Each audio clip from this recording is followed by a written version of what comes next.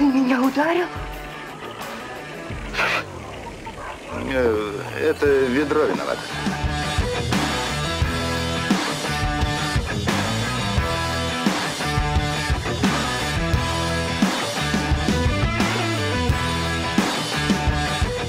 После тренировки по футболу у тебя есть какие-то планы? То есть ничего, шагай, мы не знакомы.